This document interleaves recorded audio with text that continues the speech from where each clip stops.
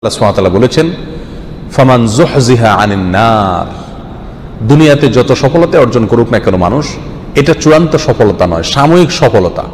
কিয়ামতের দিন যে ব্যক্তিকে জাহান্নাম থেকে দূরে সরিয়ে দেওয়া হবে, ওয়া উদখিলাল জান্নাহ, আর জান্নাতে প্রবেশ করায় দেওয়া হবে, বলা হবে যাও তোমার জান্নাতে এন্ট্রেন্সের প্রবেশের অনুমতি দেওয়া হলো, ফাকাদ ফাজ, এই ব্যক্তি সবচেয়ে সফল হয়ে গেল।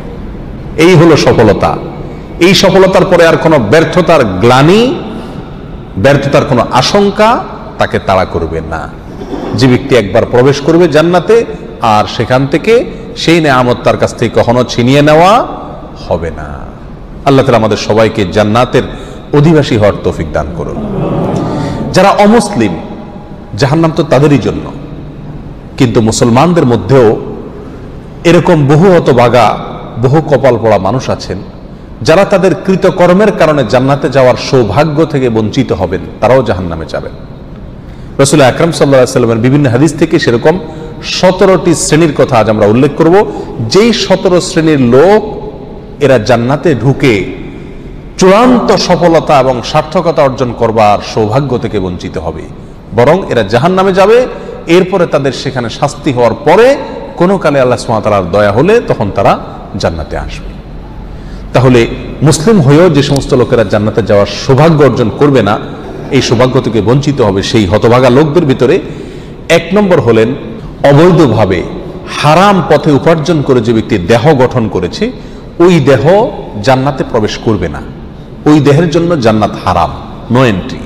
সে যতই ভালো কাজ করুক না কেন, তার দেহ যদি হারাম খাদ্য দিয়ে তৈরি হয়, তাহলে সেই দেহ জান্নাতে প্রবেশ করবে না। এ বিষয়ে নবী আলাইহিস সালামের বহু হাদিস রয়েছে। নাম্বার 2, আত্মীয়তার সম্পর্ক ছিন্নকারী ব্যক্তি, যেই কোনো অজুহাতেই হোক না কেন, নিজের ভাইয়ের সাথে, নিজের বোনের সাথে, মায়ের সাথে, বাবার সাথে, ফুফুর সাথে, চাচার সাথে, মামুর সাথে, খালার সাথে, চাচাতো ভাই বোনের সাথে, ফুফুর সাথে সংশ্লিষ্ট যারা আছে তাদের সাথে, এক কথায় রক্ত সম্পর্কীয় যত আত্মীয় আছে তাদের সাথে, এবং কি শ্বশুরবাড়ির লোকজন আছে, কোনো যুক্তিসঙ্গত কারণ ছাড়া তাদের সাথে আপনি সম্পর্ক ছিন্ন করলেন।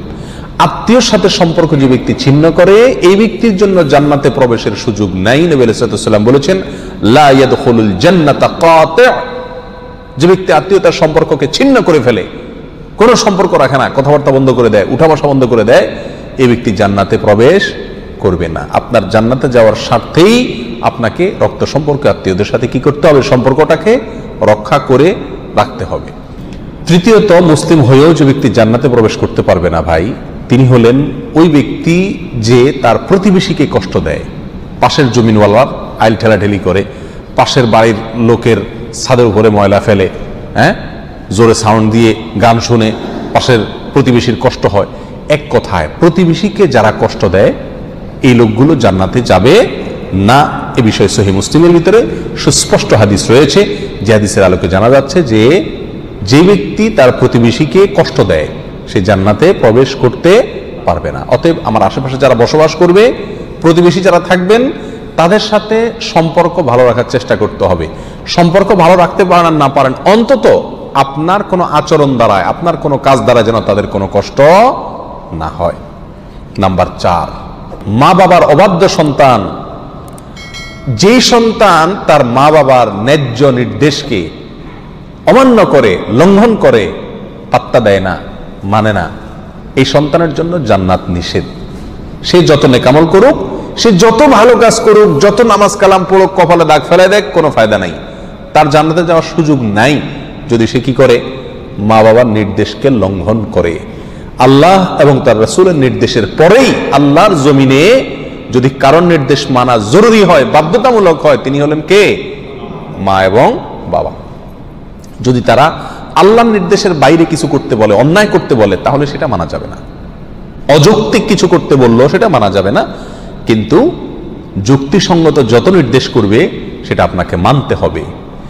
আর যদি সেটা মানা আপনার জন্য অসম্ভব হয়, আপনার সাধ্যের বাইরে কোনো কিছু নির্দেশ করে, তাহলে তো আর আপনার কিছু করার নাই। তবে কোনো অবস্থাতে ব্যবহার খারাপ করা যাবে না। মা বাবার সাথে যারা সম্পর্ক নষ্ট করে, তারা জান্নাতে যেতে পারে না। মুসনাদ হাকিমের বিষয়ে হাদিস রয়েছে। নাম্বার 5, মুসলমান হয়েও যারা জান্নাতে যেতে পারবে না তাদের ভিতরে 5 নম্বর ব্যক্তি হলো ভাই অশ্লীল ভাষায় কথা বলেছে, গালিগালাজ করেছে, কথায় কথায় আজে বাজে মন্তব্য করে এবং উগ্র মেজাজি, মানুষকে সবসময় দমায় রাখার চেষ্টা করে, দাবায় রাখার চেষ্টা করে, কখনো মানুষকে পাত্তা দেয় না, সাইড দেয় না, সবসময় সেই উপরে থাকার চেষ্টা করে, গোয়ার কিসিমের লোক যেটাকে বলা হয়। স্পষ্টভাবে হাদিসের ভিতরে এসছে যে এই শ্রেণীর লোক কি করবে না, জান্নাতে যাবে না। সুনান আবু দাউদ এবং অন্যান্য হাদিসের কিতাবে হাদিস রয়েছে। মুসলমান হয়েও যারা জান্নাতে যাবে না সেই লোকদের মধ্যে থেকে 6 নম্বর হলেন সেই সমস্ত শাসকেরা, সেই সমস্ত নেতারা যারা তাদের প্রজাদেরকে, যারা তাদের অধীনস্থ লোকদেরকে ধোঁকা দেয়। আজ দুনিয়ার কয়জন শাসক এর থেকে বাঁচতে পারবে সেটা আল্লাহই ভালো জানেন। বলেন একটা, করেন আরেকটা, নির্বাচনের আগে ওয়াদা করেন একটা, ধোঁকা দেন, পরে আর সেটা পালন করেন না।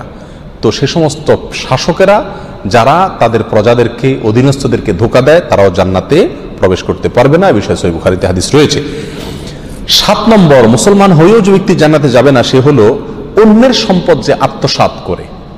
প্রথম শ্রেণীটা ছিল যে হারাম মাল ভক্ষণকারী, সেটা আল্লাহর হক নষ্ট করে হতে পারে। আর এই 7 নম্বর পয়েন্টটা হলো যে কোনো মানুষের হক আপনি নষ্ট করে টাকা কামাই করলেন, যেভাবেই হোক, সেটা ধোঁকা দিয়ে হোক, প্রতারণা করা হোক, হাওলাত নিয়ে আটকায় দিয়ে হোক, চান্সে চুরি করে হোক, অথবা চিটারি করে হোক, যেই কোনোভাবে অন্যের সম্পদ যদি আত্মসাৎ করেন গায়ের জোরে বা বুদ্ধির জোরে, আর করে সেটা আপনি দখল করে ফেলেন, তো মনে রাখবেন এই ব্যক্তির জন্য জান্নাতে যাওয়ার কোনো সুযোগ নাই। নাম্বার 8, উপকার করেও যে ব্যক্তি খোঁটা দেয়, কাউকে উপকার করছে, করে কি করে, খোঁটা দেয়, এই ব্যক্তি জান্নাতে যাবে না। মদ পানকারী ব্যক্তির কথাও আছে হাদিসে সুনান নাসাইর, যে উপকার করে কাউকে খোঁটা দিলেন, উপকার করছেন, জীবনে কোনোদিন বলতে পারবে না আমি তোমার জন্য করছি, তাহলে আল্লাহর কাছ থেকে তো বিনিময় পাবেনই না, উপরন্ত শাস্তি হিসাবে জান্নাতেও আপনার প্রবেশের সুযোগ থাকবে না। সাবধান, কারোর জন্য কিছু করেছেন জীবনে, মুখের বাহির সেটা কোনোদিন করা যাবে না। আর যদি করছেন তাহলে এই উপকার করার চাইতে না করা আপনার জন্য ভালো ছিল, কারণ না করলে আপনি কোনো গুনাহগার হতেন না, কিন্তু করার কারণে, করে খোঁটা দেওয়ার কারণে আপনি জাহান্নামী হচ্ছেন, গুনাহ করছেন। আল্লাহ তাআলা আমাদেরকে হেফাজত করুন। নাম্বার 9, চগলখোর ব্যক্তি ভাই, চগলখোর যে ব্যক্তি এর কথা ওর কাছে লাগায়, ওর কথা এর কাছে লাগায়, সবার কাছে ভালো থাকার চেষ্টা করে, মুনাফিক কিসিমের লোক।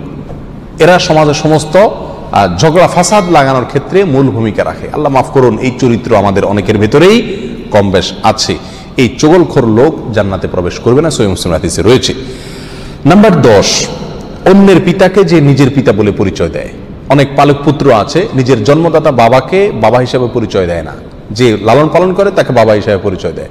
তো অন্যের পিতাকে যদি নিজের পিতা হিসাবে পরিচয় দেয় এই ব্যক্তিও জান্নাতে প্রবেশ করবে না, এবং সহিহ বুখারীতে হাদিস রয়েছে, যদিও সে কি হয়, মুসলমান হয়।